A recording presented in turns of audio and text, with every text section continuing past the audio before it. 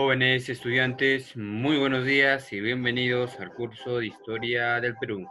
Quien les saluda al docente Ronaldo. El tema que vamos a debatir el día de hoy viene a ser una cultura muy interesante y es la cultura chimú. Hay que señalar de antemano que los chimús van a surgir al decaer el imperio Wari entre los siglos V y los siglos XV después de Cristo, que básicamente ocuparon los territorios que antes habitaron los mochicas, ¿no? Y en algunos casos también lo que ocuparon la cultura tambayeque. Ahora, ellos van a llegar a expandir sus dominios, ¿no? En una etapa mayor, de mayor desarrollo, por toda una extensa franja del norte peruano, ¿no? Hasta Tumbes, hasta el valle de Huarmey. Ahora, hay que señalar que el idioma que van a utilizar en esta cultura va a predominar lo que viene a ser el Kingnam, ¿no? El aparentado con el idioma mochica y con el muchic, ¿no? Con el que se va a denominar el sacerdote Calancha. Muy bien.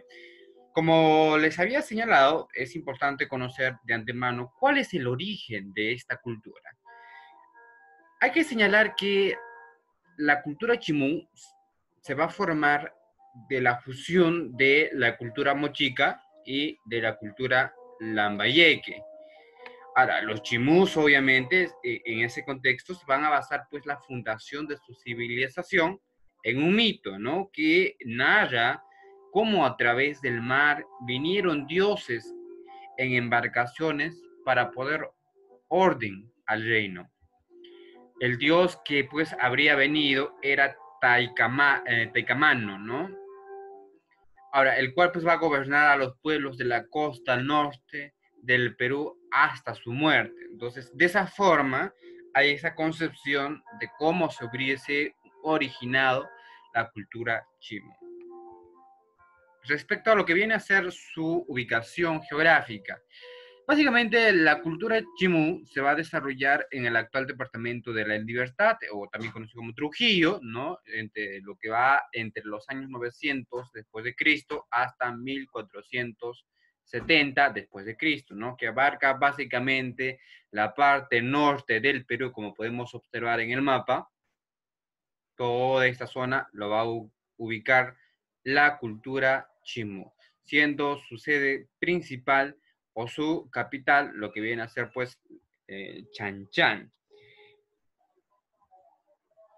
Ahora, hay que señalar que la cultura chimú estuvo ubicada en el mismo territorio donde siglos atrás había prosperado los mochicas, ¿no? Por lo tanto, pues eran antepasados de los chimúes, ¿no? Entonces, los chimúes eran antepasados, pues, de los mochicas, ¿no? Tenían de esa forma ese conocimiento. Ahora, la cultura chimú se va a extender territorialmente desde Tumbes, ¿no? Hasta lo que viene a ser por el norte y hasta el Valle del Chillón por el sur. Es decir, va a llegar hasta el desierto de Sechura, ¿no? Hasta Tumbes y hasta el Valle del río Chillón, porque está aquí, al sur. Entonces, toda esta parte va a ser ocupado por la cultura chimú. Ahora, hay que señalar que el reino Chimú tuvo su capital o centro administrativo más importante en la región de la Libertad, o lo que se conocía también como Trujillo, ¿no? Ahora, esto pues, está ubicado en la costa del norte del Perú, llamada también Chan Chan, traducido al español Sol, Sol, ¿no? Entonces, esta ciudad precolombina es la ciudad de barro más grande del mundo. Ahora, los pobladores de Chimú hablan distintas lenguas, pero la lengua oficial habría sido el Muchic. El Muchic entonces habría sido el idioma, por así decirlo, ¿no? Eh, oficial, pero también existían otros idiomas, ¿no? Como recordarán, es la expansión de varias, es la interconexión de varias culturas. Respecto a su organización política, hay que señalar que el Estado Chimú era una monarquía imperialista, ¿no? Es decir, que se va a extender sobre otros señoríos y pequeños reinos hasta conquistar un amplio territorio. Ahora, todos los reyes, que en total fueron 11 según lo que se cuenta, ¿no? Descendieron pues del primer monarca, ya lo que les había mencionado, que viene a ser pues de donde surge su dios, que viene a ser de Tacainán, ¿no? Quien según pues los mitos habría llegado desde el mar para fundar el reino de Chimú. Ahora, desde la capital de Chanchan, la monarquía ejercía un poder político altamente centralizado, que controlaba la producción, el comercio y la distribución de bienes entre la población. Entonces, eso es respecto a lo que viene a ser en la organización política. Ahora, lo que viene a ser en la organización social, podemos señalar que los Chimú era una sociedad que estaba estratificada. El lugar más alto, como siempre suele suceder, lo ocupaban el rey y la élite gobernante, quienes ejercían la autoridad política y religiosa. Este grupo, pues, básicamente va a residir en áreas sumamente especiales de las ciudades, ¿no?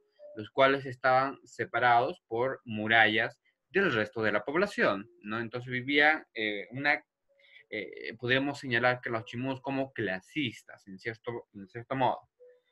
Ahora, los funcionarios de la administración, como los artesanos, los comerciantes, ocupaban la sociedad en un lugar inferior.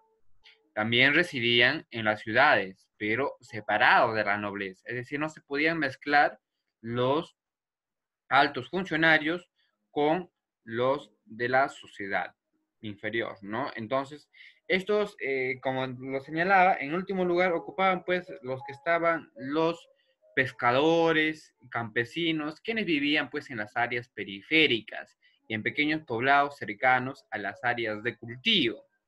Entonces, eso es lo que se va a encontrar respecto a lo que viene a ser la organización social. Son tres en todo caso. El primero es el rey y la élite gobernante. El segundo, los comerciantes y los artesanos. Y el tercero, los campesinos y los pescadores. Entonces, cada uno vivía pues un poco alejado, cada uno del otro, ¿no? Entonces, esa era la forma en cómo estaba distribuido lo que viene a ser tanto la organización social y la organización política. Ahora, hay que señalar respecto a su religión lo siguiente.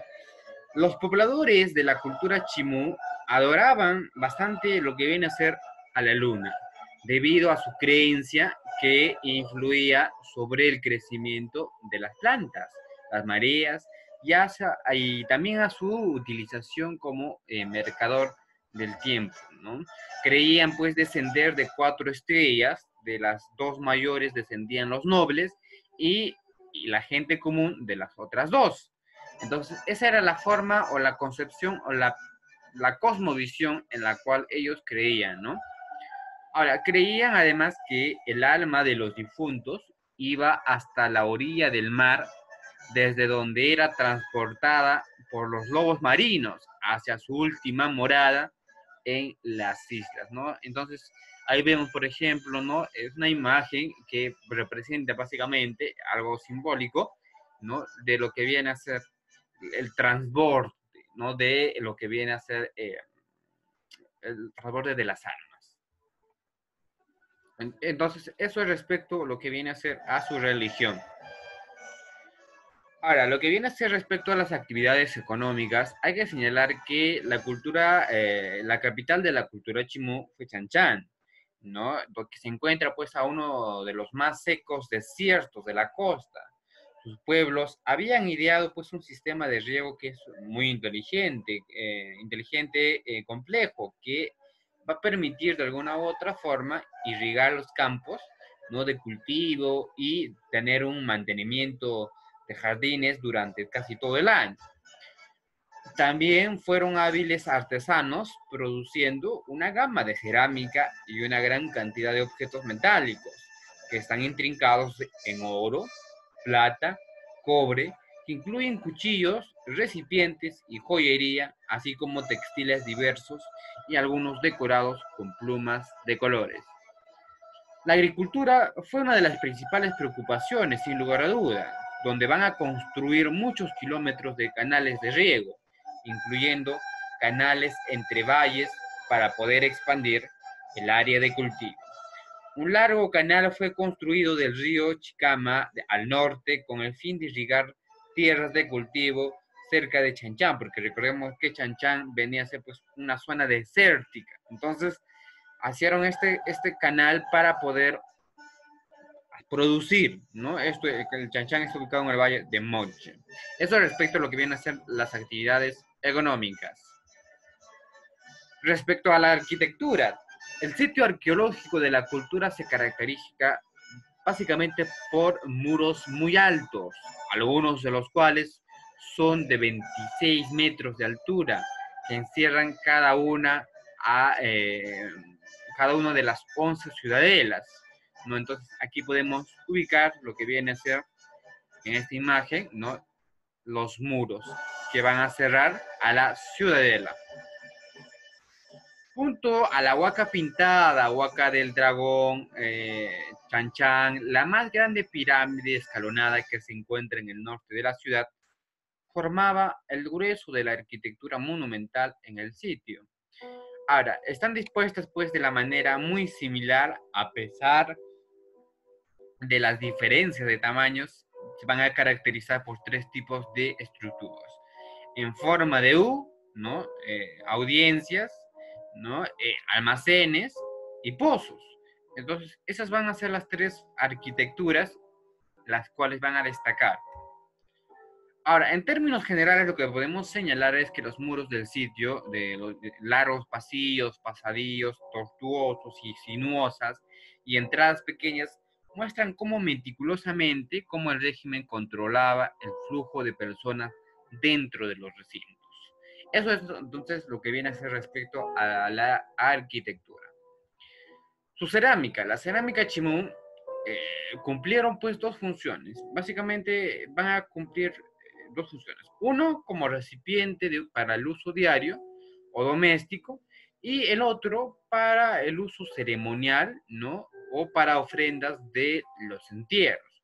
Hay que señalar que los que fueron para el uso diario, ¿no? Fueron elaborados sin mayor acabado, mientras que para los que eran para los funerarios, mostraban pues una bastante decoración. Ahora, las principales características de las vasijas Chimú son básicamente una pequeña escultura en la unión del gollete con el arco, ¿no? Su fabricación moldeada para la cerámica ceremonial y moldeada para su uso diario. Su coloración generalmente era de color negro, así como lo podemos observar en la imagen, ¿no? Con algunas variantes, ¿no? En algunos casos tenía brillo característico que se obtenía pues humeando la vasija que previamente había sido pulida. Ahora, en pequeñas cantidades también se elaboraron cerámicos de colores, ¿no? Aunque fueron un grupo muy reducido. Ahora, en la cerámica se han plasmado muchas representaciones realistas como animales, frutos y personajes, y así como escenas míticas, como es el caso, lo que vemos, por ejemplo, aquí vemos una persona montada, lo que viene a ser en un transporte, y aquí de la misma manera a un animal. Pero todos tenían casi la misma estructura, por así decirlo, ¿no? El arco gollete. Lo que viene a ser la orfebrería.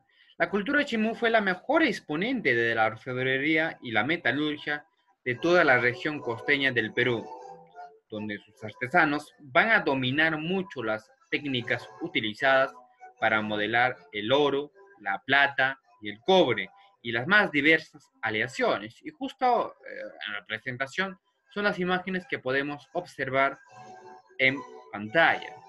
Ahora, la técnica metalúrgica de la cultura fue tan extraordinaria que los incas trasladaron al Cusco a muchos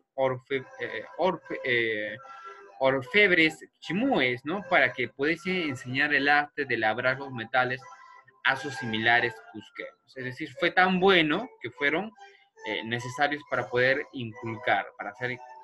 Además, también lo que hicieron fue confeccionar varias joyas de oro y plata, como por ejemplo los tumis, los los cuchillos de corte semicircular, los vasos ceremoniales, que lo vemos aquí, ¿no?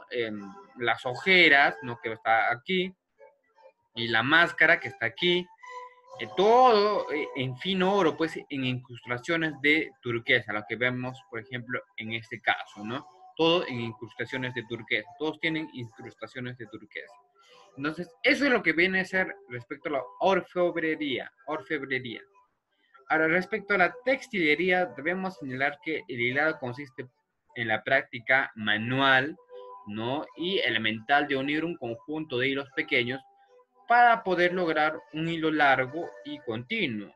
En esta labor inicial de textilería se van a utilizar diversos instrumentos como el uso. El uso es un instrumento manual confeccionado de una varita pequeña y delgada que generalmente se va adelgazando a ambos extremos.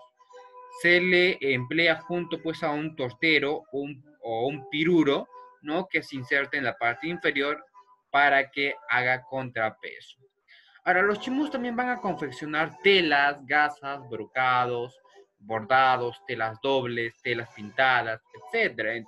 Algunas veces los textiles fueron pues adornados con los plumajes y placas de oro y plata, ¿no? Los colorantes se obtuvieron pues de ciertas plantas que contenían tanino, del molle y del nogal, de minerales como la arcilla ferruginosa y el mordiente del aluminio y de animales como la cochinilla. Ahora, las prendas se confeccionaron de la lana de 4 animales: el guanaco, la llama, la alpaca y la vicuña. Y también, por supuesto, la planta de algodón, nativo que crece pues en forma natural en 7 colores diferentes. Y finalmente también vemos lo que viene a ser uno de los sacrificios humanos, ¿no? O sea, tenía esa costumbre. Sobre todo esto se daba en la Huaca de la Luna, donde se ha encontrado hallazgos, tumbas de entre 6 a 7 tumbas que pertenecían, 6, 7 cadáveres, que pertenecían a adolescentes de 13 o 14 años de edad. La tumba 9 pertenece pues a un niño, ¿no? Entonces, por eso muchos creen que la cultura mochica sacrificaba niños a sus dioses. Les ofrecía pues a la luna el sacrificio de niños menores de 5 años. Sus cuerpos eran pues envueltos en mantas de algodón de colores, donde los enterraban en las explanadas de los templos acompañados con frutas y derramaban chichas sobre la tierra. Algunos ejemplos de ellos son, por ejemplo, que viene a ser la Huaca Dragón, y la fortaleza de Paramonga. Ahí vemos lo que viene a ser la Huaca Dragón y la fortaleza de Paramonga. Entonces, eso es lo que vendría a ser la cultura chimú. Hasta aquí, espero que les haya gustado. Nos vemos en la siguiente semana.